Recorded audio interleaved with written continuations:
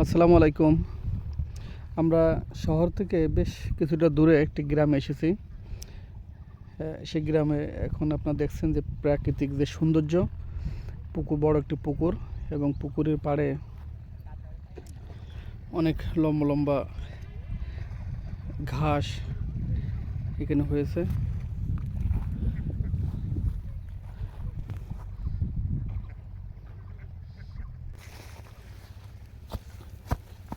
শাওন, এখানে তো জঙ্গল।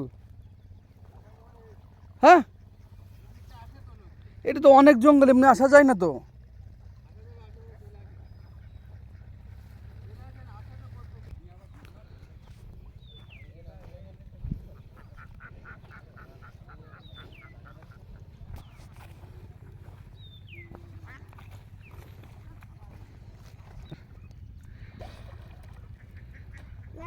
গ্রামের এই পরিষ্কার পরিচ্ছন্ন পুকুরের গোসল করার মজাই আলাদা। এখানে দেখছেন আমাদের শাওন আলী এবং জায়েদ আলী, এরা এই সুন্দর পানি দেখে কাপড় চেঞ্জ করে, গামছা পরে, প্যান্ট পরে নেমে গেছে পুকুরে এই গোসল করার জন্য, প্রকৃতির এই অপরূপ সৌন্দর্য কাছ থেকে দেখার জন্য, আলিঙ্গন করার জন্য। খুব পরিষ্কার স্বচ্ছ পানি পুকুরের।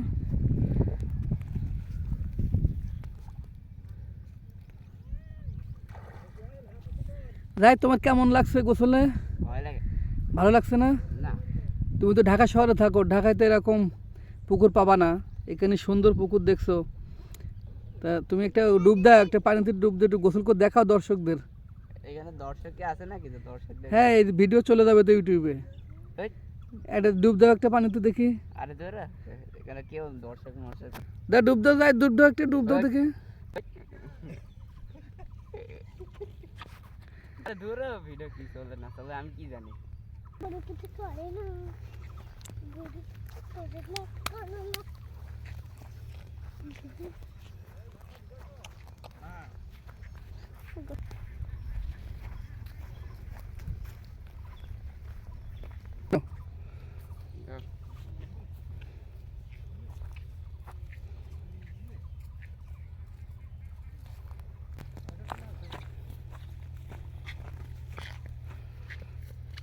আর এই জায়গাটাই ভালো, সুন্দর একটি পাট ক্ষেত।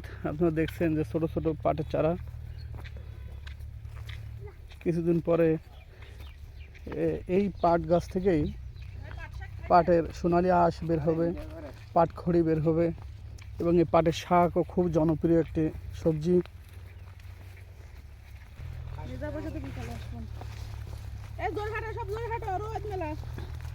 সাইডে দিলাম।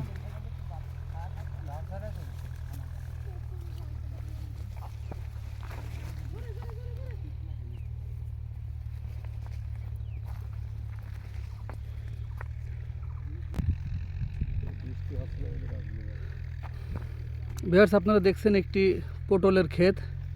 খুব সুন্দর পটল ধরেছে গাছে।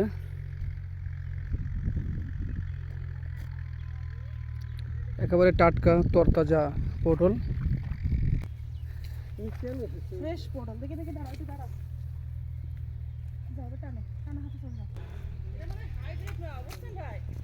হ্যাঁ, এটি একটি মেওয়া গাছ, একটি মেওয়া ফল দেখছি আমরা গাছের।